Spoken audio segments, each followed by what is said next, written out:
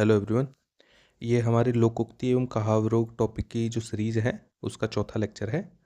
और इससे पहले कि हम चौथा लेक्चर स्टार्ट करें, एक बार जो थर्ड लेक्चर जो हमने आज से 5-6 दिन पहले पढ़ा था, एक बार उसको रिवाइज कर लेते हैं। उसके बाद मैं आपको बताऊंगा कि मैंने दिवाली के टाइम पे गैप क्यों दिया आपको। मैं चाहता तो पढ़ा सकता था, मेरा कंटेंट जो है आपके सामने डिलीवर कर सकता था, लेकिन वो जो ड्यूरेशन है, जो 5-6 दिन का गैप लगा है, वो मैं ऑफ कोर्स मैं कवर करने वाला हूँ, क्योंकि मेरा जो टाइम है, जो फिक्स टाइम है कि भाई फरवरी या फिर मार्च के, मतलब फरवरी के एंड तक हमें कैसे भी कैसे सिलेबस ख़त्म करना है हिंदी का, जो भी हमने डिसाइड किया है। लेकिन उसका रीज़न ये है, मैं अभी पहले बता देता हूँ, उसके बाद हम जो थर्ड लेक्चर है उसको एक बार रिवाइज करेंगे। इसका रीज़न ये है कि गैप मैंने क्यों दिया, क्योंकि ये गैप ज़रूरी है। अभी हमको बहुत आगे जाना है, ठीक है। अभी ये मान के चलिए आप, 5 महीने 4 महीने जो है हमको लगातार पढ़ाई करनी है, और लगातार ही करनी है, ठीक है। बीच में वही कोई शादी ब्याह आ गया या फिर इसी प्रकार की कैसी चीज़ें हो गई, या मतलब अनअवॉइडेबल यदि कोई चीज़ हो गई तो ठीक है, उसको हम टाइम दे सकते हैं। लेकिन इतना लंबा गैप अब हम कभी नहीं लेंगे। और आई होप कि आपने भी अच्छे से गैप लिया होगा। यदि नहीं लिया तो आप बीच में कभी भी ले लेना, जैसे शादी ब्याह आएगा किसी टाइम आएगा, तो एक लंबा गैप 4-5 दिन का जरूर लेना, ताकि आप में जो एनर्जी है वो स्टोर हो जाए। और वो एनर्जी हमको जो है अगले 5 से 6 महीने तक वहीं के वहीं एनर्जी रखनी है। यही कारण था मैंने दिवाली के टाइम पे आपको गैप दिया। इससे हमारे जो भी टारगेट है उन पर इतना फ़र्क नहीं पड़ेगा, क्योंकि वो हम अब स्पीड बढ़ा लेंगे, ठीक है। यदि आप दिन के 10 घंटे पढ़ रहे हो, तो आप यदि 10 दिन तक भी 12-12 घंटे पढ़ लोगे, तो आपके कितने घंटे एक्स्ट्रा हो गए? 20 घंटे एक्स्ट्रा हो गए, मतलब कि 2 दिन कवर हो गए। तो इस तरह से आप बिल्कुल डेली के हिसाब से कवर कर सकते हो, जो कि आपके बैकलॉग डेज बचे हैं उनको। तो इसलिए मैंने ये गैप दिया था, और आई होप आपने इस गैप को एंजॉय किया होगा, अपनी एनर्जी बूस्ट की होगी, और अब आप आपकी लाइन पे जो रिदम है उसमें आ गए होंगे, ठीक है। तो अब हम जो थर्ड लेक्चर था लोकोक्ति एवं कहावतों की सीरीज का, उसको रिवाइज करते हैं। अब इतना तो मुझे आई होप कि आप भूले नहीं होंगे कि जो स्टार वाले जो मैं लगाता हूँ वो थोड़े कन्फ्यूजिंग होते हैं, और कन्फ्यूजिंग के साथ साथ ऐसे होते हैं जो अनट्रेडिशनल होते हैं, मतलब जिनका अर्थ कुछ अलग निकल रहा हो, प्रथम दृष्टया पढ़ने पे कुछ अलग अर्थ निकल रहा हो, तो उनको हम स्टार लगाते हैं। स्टार का मतलब ये नहीं है कि ये बहुत ज़्यादा इंपॉर्टेंट है, इनके आने की संभावना बहुत ज़्यादा है। स्टार का मतलब ये है कि भाई ये कन्फ्यूज़ कर सकते हैं आपको एग्जाम में, तो इन पर थोड़ा सा ज़्यादा गौर कर लीजिएगा। जैसे कोयल की दलाली, सॉरी, कोयले की दलाली में हाथ काले, ठीक है। तो मतलब कि कोई बुरा कार्य करोगे तो उसमें बुराई मिलेगी मिलेगी ही मिलेगी। खरी मजूरी चोखा दाम, मतलब कि परिश्रम भी बढ़िया कर रहे हो और मजूरी भी बढ़िया दे रहे हो। या फिर इससे उल्टा कह दो कि यदि अच्छे से परिश्रम करेंगे तो अच्छा दाम मिलेगा, ठीक है। या फिर ऐसे बोलो कि अच्छा दाम देंगे तो फिर अच्छा ही जो है परिश्रम किया जाएगा। खिसियानी बिल्ली खम्बा नोचे, ठीक है। अब ये नेगेटिव मैंने लिख रखा है, इसलिए रखा है तो कि आपको दिमाग में रहे कि ये नेगेटिव चीज़ें हैं, ठीक है। तो ये क्या है? खिसियानी बिल्ली खम्बा नोचे। खिसियानी बिल्ली मतलब कि लज्जित बिल्ली, असफल। तो असफल जो व्यक्ति होता है वो लज्जा से जो है खुद पे ही क्रोधित होता है, या फिर क्रोध करता है, दूसरे पे क्रोध निकालेगा, ठीक है। जैसे मान लो कोई उदात्त व्यक्ति नहीं है, तो वो जब फेल हो जाएगा किसी भी चीज़ में, और खुद की कमी के कारण फेल होगा, खुद की कमी के कारण यदि वो फेल हो गया, तो वो दूसरे पे क्रोध निकालेगा कि भाई इसकी वजह से ये हुआ, आरपीएससी ने किया, आरएसएसबी ने ये कर दिया, इसलिए नहीं हुआ मेरा। तो मतलब एक तरह से दूसरे पे भांडा फोड़ेगा, खुद की कमी कभी महसूस नहीं करेगा, तो वही खिसियानी बिल्ली की तरह काम करेगा वो बंदा, ठीक है। फिर है खुशामद से ही आमद होती है। अब देखो ये इंपॉर्टेंट नहीं है, इसको ऑफ कोर्स आप समझ सकते हो कि भाई खुशामद से ही आमद होती है ना। अब ये तो सीधा सीधा अर्थ निकल रहा है कि भाई चापलूसी करने ही बढ़ोतरी होती है, लेकिन इसमें समझना क्या है, नेगेटिव चीज़ समझनी है कि ये नेगेटिव है ना, कि चापलू से ही उपलब्धि हासिल होती है। इसको समर्थन नहीं कर रहा है ये कहावत इसको व्यंग्य कर रहा है इसके ऊपर, कि खुशामद से ही आमद होती है, ऐसे कुछ लोगों के विचार होते हैं, जबकि वो अच्छा नहीं है। खेल खिलाड़ी का पैसा मदारी का, मतलब कि मतलब कि करे कोई और काम और उसका लाभ कोई और उठाए, ठीक है। इसी तरह के हम आज भी पढ़ेंगे, इसी तरह के अर्थ, इस तरह के जो मुहावरे हैं और लोकोक्तियाँ है, सॉरी कहावतें और लोकोक्तियाँ, वो आज भी पढ़ेंगे हम। गंगा गई गंगेदास, जमुना गई जमुनादास, मतलब कि सिद्धांतहीन अफसर आदि व्यक्ति, अब ये बहुत ज़्यादा इंपॉर्टेंट है। ये मैंने बताया था कि आपको जो अनुसूची 10 है, जो दल बदल कानून अधिनियम है, जो I think 52nd constitution amendment में आया था, 85, जहाँ तक मुझे ध्यान है 52nd कॉन्स्टिट्यूशन अमेंडमेंट 85 में आया था, ये अनुसूची 10 के अंतर्गत। तो मतलब कि दल बदल से संबंधित ही है कि अवसर पाते ही अपने दल को बदल लेते हैं, कि गंगा तो गंगा दास गया और जमुना जमुना दास गया, तो अवसर पाते ही अपने दल को, अपने समर्थन को किसी दूसरे को दे देते हैं। मतलब कि अवसरवादी व्यक्तित्व है एक तरह से उनका, ठीक है। गए रोजा छुड़ाने, नमाज गले पड़ गई, मतलब कि छोटे से लाभ के चक्कर में एक बहुत बड़ी मुसीबत जो है सर पे आन पड़ी, है ना। छोटा सा सुख पाने के चक्कर में बहुत बड़ा दुख आ गया। गाय को अपनी सींग भारी नहीं लगते, ठीक है। जिसकी जिम्मेदारी जिसके सर होती है तो उसको वो चीज़ बोझ नहीं लगती। जैसे आपकी जिम्मेदारी है अपने माता पिता की सेवा करना, तो वो आपको निसंदेह बिल्कुल भी बोझ बोझ नहीं लगती होगी आपको। तो वही चीज़ ये कह रहा है। गुड़ खाए मर जाए तो जहर देने से क्या फ़ायदा, मतलब क्योंकि जब प्रेम से ही कोई कार्य हो रहा है, शांतिपूर्ण तरीके से ही कोई कार्य हो रहा है, तो भाई जहर अहर मतलब इतना बखेड़ा खड़ा करने की क्या ज़रूरत है। जैसे मान लो कोई व्यक्ति आपके सामने है, ठीक है, आपसे छोटा है, ना समझ है, नहीं समझ रहा, तो उसको डांटना क्यों है। जब वो प्यार से समझ जाएगा कि भाई भाई ये बात है तो आप समझ जाओ, तो फिर उसको डांटना क्यों है। तो बस वही चीज़ है, जब प्यार से काम बन रहा है, शांतिपूर्ण तरीके से काम बन रहा है, तो बखेड़ा क्यों खड़ा करना है। ठीक है, घर कीर तो बाहर कीर, मतलब यदि घर में सम्मान है, मतलब जिस प्रकार का व्यवहार घर में होता है उसी प्रकार का व्यवहार बाहर होता है। अब जैसे आपके पेरेंट्स हैं, ठीक है, अब मुझे पता है सारे सबके जितने भी पेरेंट्स होते हैं वो अच्छा ही व्यवहार करते हैं। तो जैसा व्यवहार आपके पेरेंट्स आपके साथ करेंगे, वैसे ही जो बाहर के लोग हैं वो आपके साथ व्यवहार करेंगे। चाहे आपके पीठ पीछे कुछ और बोल दे, लेकिन आपके सामने सेम व्यवहार करेंगे जैसा आपका परिवार करता है। ठीक है, तो इसीलिए ये सलाह भी दी जाती है कि प्रथम पाठशाला या फिर प्रथम जो शिक्षण की संस्थान है वो परिवार ही होता है। तो परिवार में जिस तरह का माहौल मिलेगा, या फिर जिस तरह का माहौल आपके प्रति लोग देखेंगे परिवार में, तो वो भी उसी को देख के आपके प्रति ऐसा ही व्यवहार करेंगे। ठीक है, तो ये हमारा लास्ट लो लेक्चर था, थर्ड लेक्चर था, वो रिवाइज हो गया है। तो आज का लेक्चर स्टार्ट करते हैं हम। घायल की गति घायल जाने, है ना। मतलब कि जिसकी पीड़ा है ना वो खुद ही समझ सकता है, एक कॉन्सेप्ट है। ठीक है, जो स्पेशली जो हिंदी लिटरेचर या फिर हिंदी नहीं, किसी भी लिटरेचर की सेंस में हम बात करें, जब हम पोइम वगैरह की बात करते हैं, कविताओं की बात करते हैं, कहानियों की बात करते हैं, तो उसमें दो तरह के लेखक आते हैं। ठीक है, एक लेखक क्या होते हैं जो दूसरे की वेदना समझ के और फिर लिखते हैं, ठीक है, उसको बोलते हैं संवेदना। और एक चीज़ होती है जो खुद पे ही जो घटित होती है, जो बुरी चीज़ें खुद के ऊपर घटित होती है उसको समझ के लिखते हैं, उसको बोलते हैं स्वयं वेदना। स्वयं वेदना। ठीक है, तो एक जो किसी विशेष वर्ग से संबंधित जो लोग हैं, जैसे मान लो दलित लेखन से संबंधित लोग हैं, महिला, चलो महिला लेखन का एग्जांपल देते हैं, महिला लेखन से संबंधित जो लोग हैं, तो मोस्टली जो महिला लेखन या किसी विशेष वर्ग से संबंधित जो लोग हैं उनका ये कहना होता है कि भाई संवेदना जो है ना, कितनी भी पावरफुल क्यों नहीं हो जाए, वो संवेदना नहीं हो सकती। तो जो तो उनका कहना ये है कि महिलाओं के बारे में जो स्थिति है या महिलाओं की स्थिति के बारे में जो लेखन है, वो महिला अच्छे से करेगी, क्योंकि उनके लिए जो महिलाओं की पीड़ा है वो संवेदना है, क्योंकि उन्होंने खुद ने झेली है, ना कि कोई पुरुष लेखक, क्योंकि पुरुष के लिए वो क्या है, संवेदना है, वो उसने झेली थोड़ी है। तो ऐसे कुछ बोलते हैं। तो वही चीज यहाँ पे है कि घायल की गति घायल जाने, मतलब कि संवेदना जिसके ऊपर है ना वो वही समझता है। दूसरे लोग तो सिर्फ संवेदना समझ सकते हैं कि हाँ भाई ऐसा दर्द हो रहा होगा, जबकि घायल को जो दर्द हो रहा है असली में कम हो रहा है ज्यादा हो रहा है, हकीकत वो खुद जानता है। ठीक है, तो पीड़ा से गुजरा हुआ व्यक्ति ही पीड़ा समझ सकता है। घी सावरे काम और बड़ी बहू का नाम। घी सवारे काम और बड़ी बहू का नाम, मतलब कि आप इसको ऐसे समझ लिए कि सारे काम तो जो है ना और छोटी बहू करती है बेचारी। भाई उसने दूध भी जमा दिया, ठीक है, दूध दूध जमा के दही बना लिया, फिर दही के बाद में उसने दही को बाहर भी कर लिया और बिलो भी लिया, जो बिलोते हैं ना जिससे घी निकालते हैं अपन, या फिर मशीन में डालते हैं आजकल। तो मशीन के माध्यम से उसने जो है सारी चीज़ कर दी, लेकिन जो अंत का जो फाइनल टच है वो बड़ी बहू ने दे दिया। बड़ी बहू ने क्या किया, वो घी निकाल के उसमें रख दिया, किसी बर्तन में रख दिया। तो मतलब कि सारा काम तो बेचारी छोटी बहू ने किया, लेकिन अंत में जो जो यश है उसका, ठीक है, जो भी यश है वो कौन ले गई, बड़ी बहू ले गई। तो मतलब कि पूरी मेहनत किसी और ने की और यश कोई और ले गया। इसी से संबंधित ही हमने तीसरे लेक्चर में पढ़ा था, जो भी मैंने पढ़ाया था आपको, कि क्या खेल खिलाड़ी का और पैसा मदारी का, है ना, वो भी इसी से संबंधित है। ऐसा ही कि भाई किसी और का काम कोई और काम करता है और उसके बजाय जो यश है उसका क्रक्ष है वो कोई और ले जाता है। घोड़ा घास से यारी करेगा तो खाएगा क्या, मतलब वही चीज है।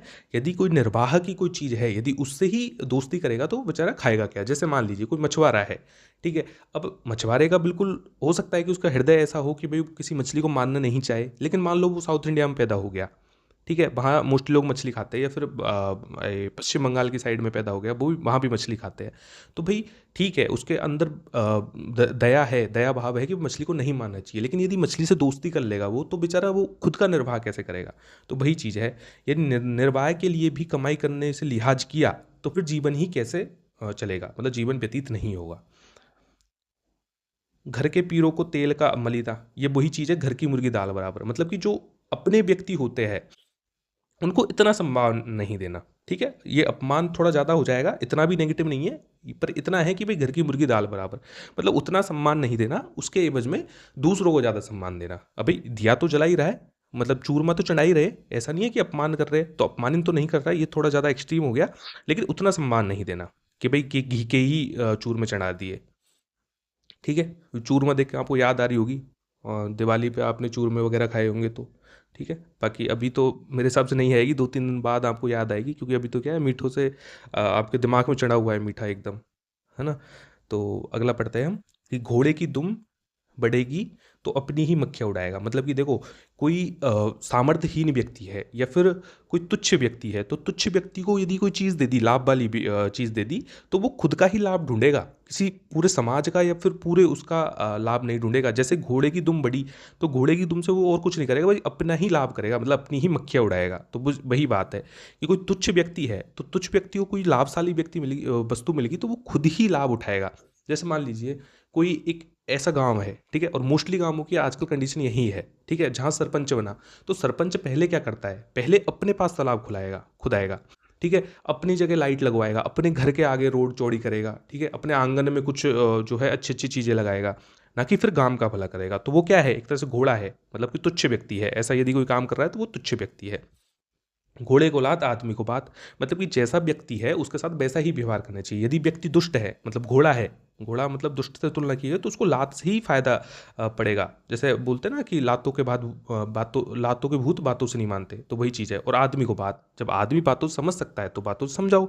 तो दुष्ट को सुधारने के लिए कठोरता अपनानी पड़ती है, सज्जन को सुधारने के लिए जो है नम्रता के साथ व्यवहार किया जा सकता है। चंदन की चुटकी भरी, गाड़ी भरा ने काट। मतलब कि देखो, चंदन की तो चुटकी ही बहुत लाभकारी है, ठीक है, चंदन की चुटकी का जो है, लकड़ी की गाड़ी पूरी भरी हुई है, उससे भी ज़्यादा मूल्य है। मतलब कि गुणवान जो वस्तु है, उसका थोड़े से का मूल्य ही बहुत है, थोड़ी सी ही मात्रा जो है बहुत अच्छी है, रेदर देन जो है गुणहीन वस्तु की बहुत ज़्यादा मात्रा। जैसे बोलते हैं ना, अति सरबत बढ़ थे, मतलब कि अति अच्छी चीज़ों की अति भी हानिकारक होती है उस सेंस में।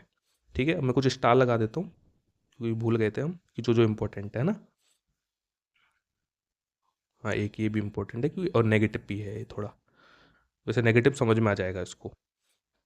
चंदन विष व्यापे नहीं, लिपटे रहत भुजंग। मतलब कि देखो, चंदन को अच्छे व्यक्ति से चुनना तुलना की है कि भाई चंदन एक ऐसा पौधा है, ये सबने सुना होगा कि उसकी सुगंध के कारण क्या है, उसके चारों तरफ जो है सर्प लिपटे हुए होते हैं, लेकिन फिर भी वो विषैला नहीं होता। तो बस ऐसे ही सज्जन व्यक्ति की तुलना है कि सज्जन व्यक्ति चंदन, जिस प्रकार से चंदन के चारों तरफ सांप लिपटे होते हैं, फिर भी जो चंदन है वो विष से प्रभावित नहीं होता है। ऐसे ही कोई सज्जन व्यक्ति है, चाहे उसे कितने भी दुर्जनों के बीच रख दो, उसकी सज्जनता जो है नष्ट नहीं होगी, या फिर उसमें कभी भी बुरी संगत का असर नहीं पड़ेगा।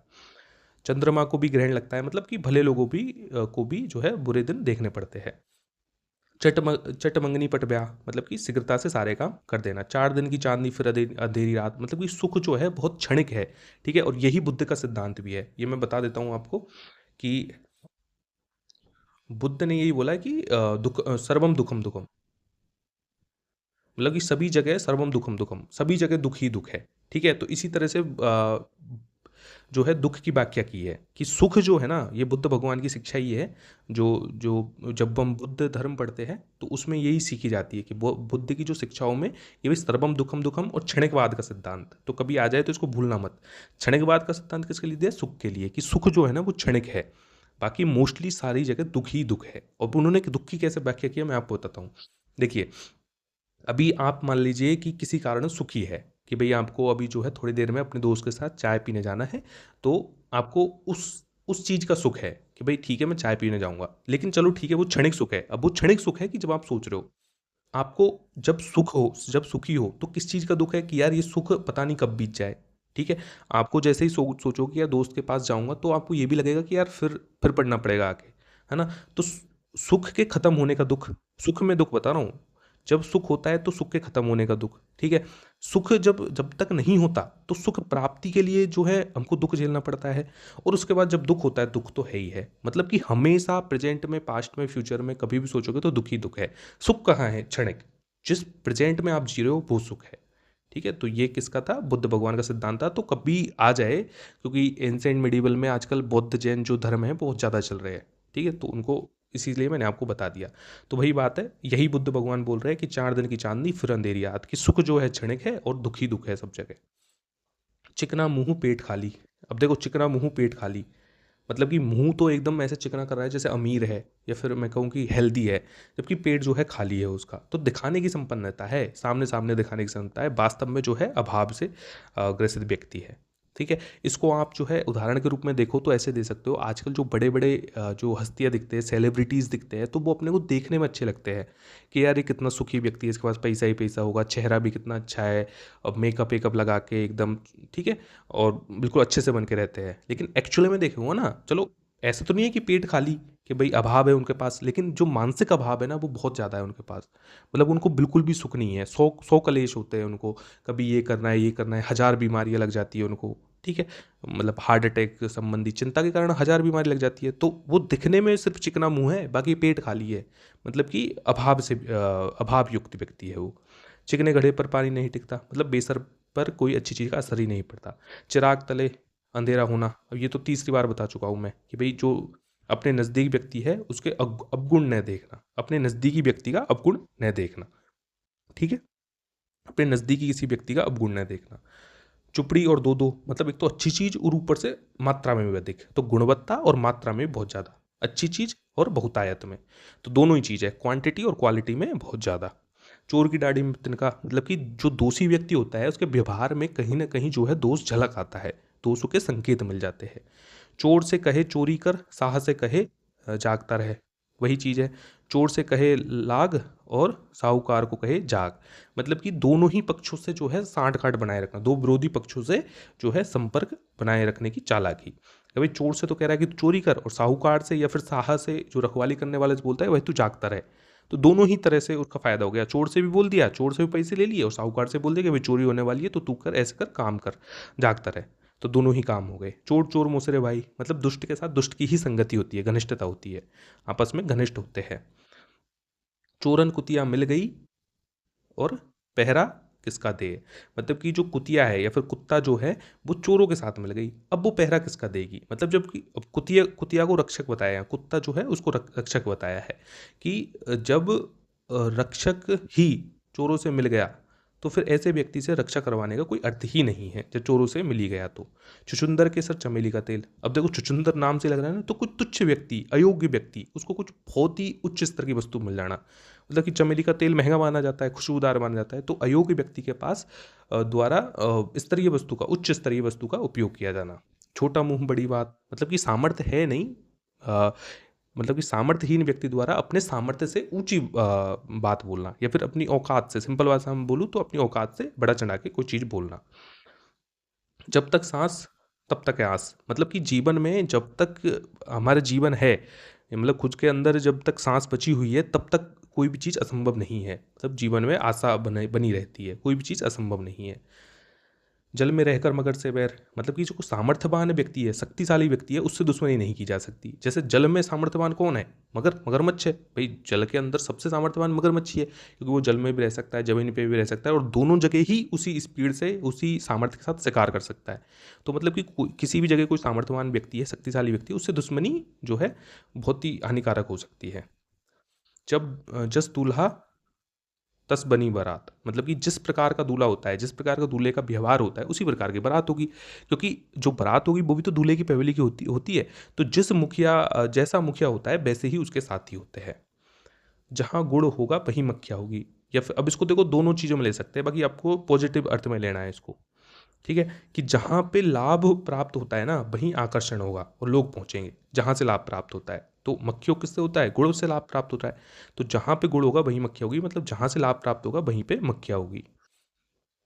जहाँ फूल वहाँ कांटा, मतलब कि जहाँ अच्छाई होगी वहाँ थोड़ी बहुत बुराई ही बुराई रहेगी रहेगी। एक मेरे को बुक का नाम एग्जैक्ट ध्यान नहीं आ रहा, लेकिन उसकी लाइन है कि भाई महानता कितनी भी बड़ी क्यों ना हो, उसमें छोटे से छोटे जो है छिद्र जरूर रह जाते हैं। मतलब कितनी भी बड़ी महानता क्यों ना हो, उसमें कुछ ना कुछ छिद्र तो रह ही जाते हैं। आई थिंक लॉन्जाइनस की पुस्तक है पेरी इप्सुस। हाँ, लॉन्जाइनस की पुस्तक है, पेरी इप्सुस नाम है पुस्तक का, पेरीप्सुस। इसको आप कभी ऐसे वगैरह लिखो ना तो उसमें उद्धरण के रूप में इसको ले सकते हो कि लॉन्जाइनस की पुस्तक पेरीप्सुस में लिखा गया है कि महानता कितनी भी बड़ी ही क्यों ना हो, छोटे न छोटे छिद्र तो रह ही जाते हैं। ठीक है। फिर है इसमें, जाके पैर न फटी बराई, वह क्या जाने पीर पराई। ये वही चीज़ है कि भाई जो संवेदना है ना, और संवेदना अलग अलग होती है। तो जिसको संवेदना होती है वही समझ सकता है, तो जिसको दुख भोगा है वही अपनी पीड़ा को जान सकता है। जान बची तो लाखों पाए, मतलब कि धन सब कुछ नहीं है। मतलब कि यदि जीवन बचा रहेगा तो सब कुछ प्राप्त होगा। ठीक है, तो जीवन सबसे ज़्यादा मूल्यवान है। हमारा जो स्वास्थ्य है वो सबसे ज़्यादा मूल्यवान है। हमारी जो मेंटल स्टेट है, जो मानसिक स्थिति है, जो मानसिक सुख है, वो सबसे ज़्यादा मूल्यवान है। जितना गुड़ डालोगे उतना ही मीठा होगा। मतलब कि जितना त्याग है एवं जितना निवेश करोगे ना, भाई उतना ही लाभ मिलेगा। और ये भी इंपॉर्टेंट है, इस पर स्टार लगा देता हूँ मैं। ये भी इंपॉर्टेंट था। ये चुचुंदर के सन चमेली का तेल, ये भी इंपॉर्टेंट था, ये भी इंपॉर्टेंट था। और चिराग तले अंधेरा, हाँ ये भी कर लेना, क्योंकि इसमें क्या है, जो मुहावरों में जो अलग अर्थ था और इसमें अलग अर्थ है। जितनी चादर हो उतना ही पैर पसारो, मतलब कि जितना हमारा सामर्थ्य है उतने ही हमको जो है ना खर्चा करना चाहिए, या फिर उतने ही हमको उतना ही व्यवहार करना चाहिए। ठीक है, जितनी डफली उतने राग, मतलब जितनी डफली, डफली का मतलब होता है, और जो ढोलक होता है ना उस टाइप की चीज़ होती है। ओ तो जितनी डफली मतलब कि जितने लोग होते हैं ना उतने ही विचार होते हैं। अलग अलग तरह के लोग होंगे तो अलग अलग ही विचार होंगे। जिन ढूंढा तिन पाई, या गहरे पानी पैठ, मतलब कि देखो जिसको ढूंढना है उसको आप पा ही लोगे। बस मैं, ज़रूरत क्या है, गहरे पानी में बैठ जाने की, पैठ लगाने की, गहरे पानी में जाने की। मतलब कि जो चीज़ आपको चाहिए आप निसंदेह उसको प्राप्त करोगे। बस जो आवश्यकता है तो वो कठिन परिश्रम की है, कि बहुत ज़्यादा मेहनत करने की है। तो संकल्पशील और मेहनती होते हैं, वे कठिन परिश्रम से सफलता प्राप्त कर लेते हैं। क्योंकि गहरे पानी में सफलता छुपी हुई है, गहरे में सफलता छुपी हुई है, उथले में नहीं मिलेगा कि आपने दो तीन जो है चीज़ें एक बार पढ़ ली और ख़त्म कर दिया। आपको बार बार रिवाइज करने पड़ेगा, एक ही पुस्तक को आपको पाँच पाँच छः छः बार करना पड़ेगा, ताकि आपको कन्फ्यूजन ना हो। जिसकी लाठी उसके बहस, मतलब कि शक्तिशाली व्यक्ति से ही जो है संपत्ति या अधिकार चलता है, मतलब शक्तिशाली का ही सब कुछ है। इसका अर्थ ये है, जैसा देश वैसा भेष, मतलब स्थान या परिस्थिति के अनुसार ही अपना व्यवहार परिवर्तित करना। जैसी करनी वैसी बननी, मतलब जैसा कर्म करोगे वैसा ही फल प्राप्त होगा। जैसे सांपनाथ वैसे नागनाथ, मतलब कि दोनों ही जो है बुरे ही बुरे हैं, एक जैसे बुरे होना। ठीक है, अब ये भी थोड़ा इंपॉर्टेंट है। जैसे गंगा गए गंगा नहाने और जमुना गए जमुना दास, ऐसा ना, गंगा गए गंगा दास और जमुना गए जमुना दास। वो दल बदल से संबंधित था। इसमें क्या है, जैसे सांपनाथ वैसे नागनाथ। अब कन्फ्यूजन में तो ना इसमें, ठीक है, ये नेगेटिव चीज़ है, खैर वो भी नेगेटिव थी, लेकिन इसका अर्थ अलग है कि दोनों एक जैसे बुरे होना। नाग और सांप दोनों ही विषैले होते हैं, दोनों ही एक जैसे ही विषैले होते हैं, उसमें कोई अर्थ नहीं है। जो गरजते हैं वो बरसते नहीं, मतलब कि जो झूठ में जो है वो बहुत बड़ा चढ़ा के बोलते हैं, बड़ी बड़ी बातें करते हैं, एक्चुअल में वो काम कुछ नहीं करते। जिसको काम करना होगा वो काम कर देगा, सिर्फ बातों से जो बातें नहीं करेगा। जो जो भीगे कामरी त्यों त्यों भारी हुए, मतलब देखो, कामरी का मतलब होता है कि कोई भी अपनी परिस्थिति, ठीक है, वो भीग रही है, मतलब कि परिस्थिति खराब होती है तो उसको जल्दी से सुधार लेना चाहिए, क्योंकि जितनी परिस्थिति खराब होगी उतनी ही भारी होगी, मतलब कि उस परिस्थिति से उठना उतना ही मुश्किल हो जाएगा। तो समय के साथ साथ जो है जिम्मेदारियां भी बढ़ती जाती है। इस तरह से जो जो भीगे कामरी त्यों त्यों भारी होए। झूठ के पैर नहीं होते, पैर नहीं होते का मतलब कि जिसके पैर नहीं होगा वो चलेगा नहीं, तो झूठ जो है लंबे समय तक नहीं चल सकता। तो वही चीज़ है, लंबे दिन तक टिक नहीं सकता, क्योंकि पैर ही नहीं है झूठ के। इसलिए बोलते हैं, झूठे ही लेना झूठे ही देना, झूठे ही भोजन झूठे झूठ चुबैना। ठीक है, मतलब कि सब कुछ झूठा है, सब कुछ फेक है। लेना भी, देना भी, भोजन भी, चुबैना भी, तो हर कार्य में बेईमानी करना। टके सा सब खेल, टके का सब खेल, मतलब कि टका मतलब पैसा, पैसे का सब खेल है। यदि पैसा है तो सब कुछ है, उस तरह से बोल रहा है। टके की चटाई 9 टका बिदाई। अब देखो इनमें ये तीनों ही जो है ना आपको एक साथ लेके चल रहे हैं। टके की चटाई और 9 टका बिदाई, मतलब चटाई तो टके की है और बिदाई 9 टका है, मतलब कि खर्च ज़्यादा कर दिया और जो है फ़ायदा कम हुआ, लाभ से ज़्यादा खर्च हो गया। ठीक है, तो ये क्या है, नेगेटिव है। नेगेटिव कौन सा है, कि टके की चटाई और 9 टका बिदाई। ठीक है, समझ में आ रहा है ना आपको। टकाई चटाई जो है टके की है और 9 टका बिदाई है, तो ये नेगेटिव है कि भाई खर्चा हमने ज़्यादा कर दिया लेकिन लाभ हमको बहुत कम हुआ। ठीक है, तो खर्चा ज़्यादा हुआ, तो नेगेटिव चीज़ है ये। दूसरा है टके की मुर्गी 9 टके वसूली, मतलब मुर्गी टके की है लेकिन वसूली 9 टके की, मतलब यहाँ पे लाभ हुआ ना भाई, वसूली ज़्यादा हुई तो अधिक मूल्य प्राप्त होना, तो ये है पॉजिटिव, मतलब कि यहाँ पे लाभ होना। टके की हांडी गई, कुत्ते की जात पहचानी गई। कि अब इसमें देखो, इसको आप बहुत अच्छे से समझ सकते हो। ठीक है, आपको जब जॉब लग जाओगे या फिर आप जॉब में हो, और आई थिंक अब तक तो यदि जिसकी एक अडल्ट एज हो चुकी है उसने ये पहचान भी लिया होगा, ये बहुत जगह काम आती है ये ट्रिक। ठीक है, तो थोड़ा नुकसान सहकर भी बुरे स्वभाव या असली चरित्र का पहचान करना। कि टके की हांडी कुत्ते की जात पहचानी, कोई भाई ठीक है, टके की हांडी, थोड़े से टके की हांडी थी, लेकिन कुत्ता पहचानने में तो आ गया कि भाई कौन सा कुत्ता है जो बदमाश है और जो रोज़ रोज़ जो है ना दूध फैलाता है हमारा। ठीक है, तो थोड़ा सा नुकसान सहकर बुरे व्यक्ति को पहचान लिया कि ये बुरा व्यक्ति है। अब देखो, इसका आपने बहुत जगह उपयोग भी कर लिया होगा। जैसे बहुत सारे आसपास के दोस्त होते हैं। अब एक तो जो है हमारे घनिष्ठ मित्र होते हैं, ठीक है, तो उनके बदले उनके लिए तो हम कितने भी पैसे देने को तैयार होते हैं, उधारी देने को, लेने को, ना ना तो वो झिझकते हैं ना हम झिझकते हैं। ठीक है, इस तरह की दोस्ती होती है, वो अलग होते हैं। कुछ लोग ऐसे होते हैं जो कभी कभी ही मिलते हैं हमको, जो कभी कभी मिलते हैं ना, वो भी सिर्फ काम को मिलते हैं। काम कैसा, पैसे को। तो आप ना कभी उनको मना मत कीजिएगा, ये आपने मेरे हिसाब से फॉलो कर रखा होगा। उनको कभी मना मत कीजिए। लेकिन मान लो उस व्यक्ति ने, जिसको आप जानते ही नहीं हो, ठीक है, फिर भी आपने मान लिया 500 रुपये, तो सबसे पहली बात तो है कि आप खुद तो स्टूडेंट हो, आपके पास उतनी स्ट्रेंथ नहीं है, सामर्थ्य नहीं है, घर वालों का पैसा है तो कि आप उसको दो, ठीक है। लेकिन फिर भी मान लो आप बुरा नहीं बनना चाहते, पहली बात तो फर्स्ट सजेशन ये है कि आप बुरा बनो उसके सामने, ठीक है। फिर भी आप कि मना कर दो उससे, क्योंकि आपके पास भी नहीं है, ऑफकोर्स नहीं है, आप भी तो स्टूडेंट हो, आप भी तैयारी के फेज में हो जैसे वो है, आप भी तो अपना खर्चा चला रहे हो।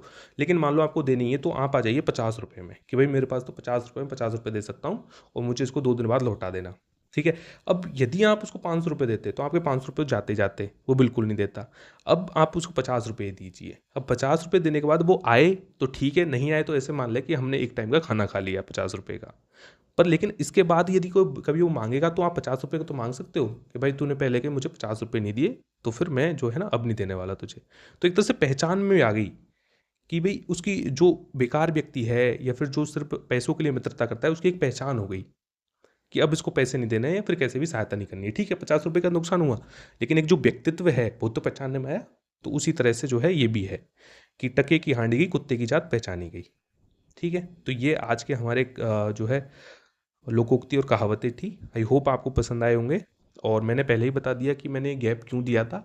और आप बिल्कुल चिंता मत कीजिए, मैं जो है 7 से 8 दिनों में ये जो गैप में जितना भी कंटेंट मैं कवर करने वाला था वो कवर कर लूँगा। ठीक है, उसी हिसाब से मैं आपको सजेस्ट करूँगा कि आपको भी उसी हिसाब से स्टडी कवर करनी है। जैसे मैं कैसे कवर करूँगा कि भाई मैं डेली का एक वीडियो डालता था, मेरा कंटेंट फिक्स है, मैंने अपना शेड्यूल बनाया हुआ है कि मेरे को फरवरी के एंड तक या फिर मार्च के स्टार्टिंग तक मेरा सिलेबस कंप्लीट करना है। वो कैसे करना है मुझे पता है। तो मैं क्या करूँगा कि हर दिन जो है आधा आधा पोर्शन लूँगा। कैसे आधा पोर्शन लूँगा, मान लीजिए मुझे मेरे 5 दिन का गैप लगा, तो मैं पाँच पाँच दिनों को कर दूंगा 10 दिन। ठीक है, आधा आधा, मतलब कि एक दिन का आधा, एक दिन का आधा, 10 दिन हो गए। तो 10 दिन के अंतर्गत मैं प्रत्येक दिन जो अगले अगले 5 दिन होंगे उसमें प्रत्येक दिन 1.5 कंटेंट लूँगा पहले की तुलना में। जैसे मैं एक कंटेंट ले रहा हूँ तो 1.5 कंटेंट बनाऊंगा, तो पिछले वाले जितने भी कंटेंट थे वो कवर हो जाएंगे। ठीक है, तो ऐसे ही आप कीजिए। आप कैसे करोगे, मान लो आप 10 घंटे पढ़ते हो, ठीक है, तो अब आप क्या करिए, अब आप अगले 20 दिन जो है ना आप 12 घंटे पढ़िए।